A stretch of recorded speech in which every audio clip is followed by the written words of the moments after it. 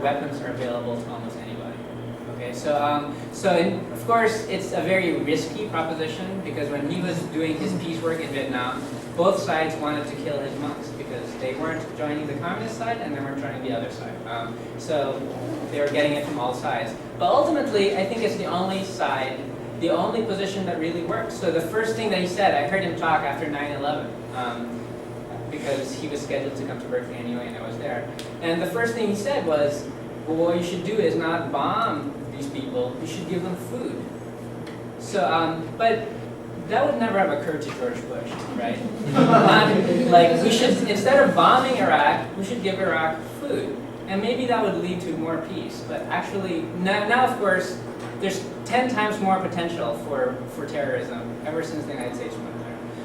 So aggression as a way to combat marginalization is obsolete. We can't do that anymore. Maybe when weapons were monopolized by the state and individual people didn't have access to them, but now anybody can get uranium and blow people up. So it's just not tenable anymore. And I think in that sense, Buddhism really is a strong alternative to Islam, to Christianity, to a lot of these other very aggressive religions.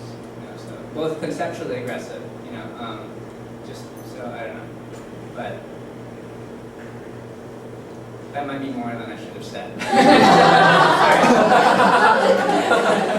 Sorry. This is a Jesuit institution.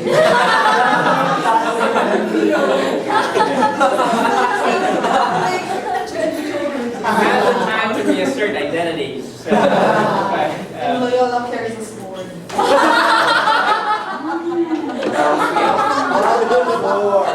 That's why he's dead. So, sorry, does that mean the tensions should be ignored? oh no, So not at all. what- The tension should be understood.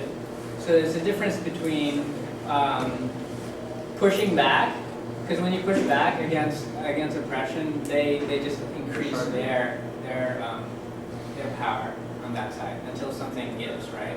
So instead, you want to understand, well, where is this coming from? Well, why are they bombing us? It's really they're bombing us because they're having a problem with modernization, right?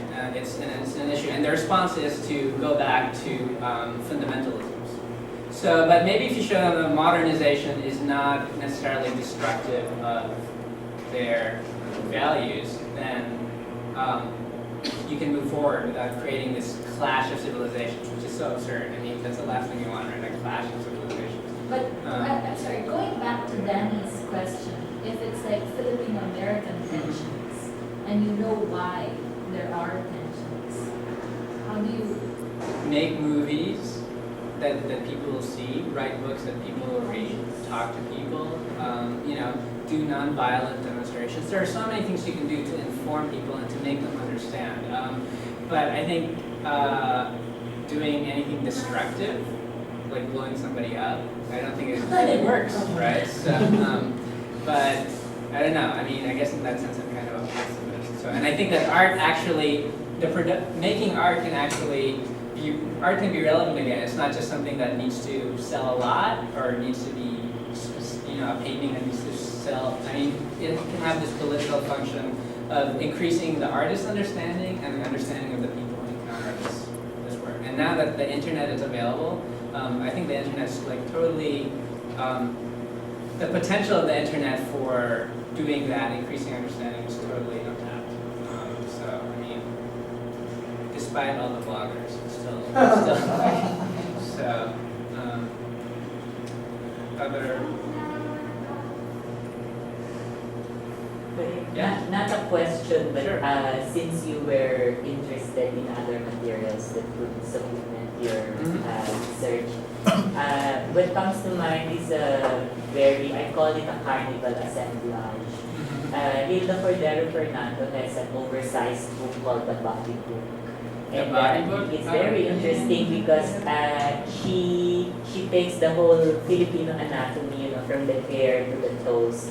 And for each one, she would have lore, sayings, stories, even like how the whole experience of the colonial experience allows us to look at our brown skin. So Right. it's a very fascinating Oh, yeah. book that might help you put in more of the Filipino That'd be outlook. great. Is it still in print?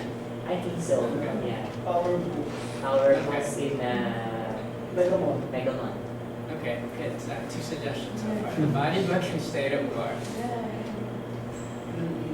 Okay, It please will do. be as big as your luggage. So. It's How oversized it is. Okay, yeah, I'm only allowed 50 kilograms.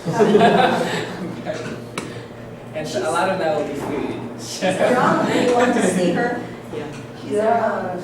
She's around here in Ateneo, you mean? Or Here in Manila, Oh, okay. in Quezon City. Cool. It's probably almost time. Are there any further questions?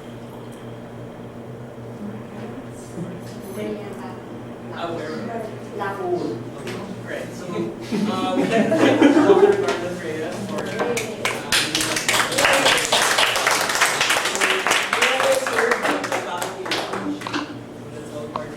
For the body. It's like, it's for the body.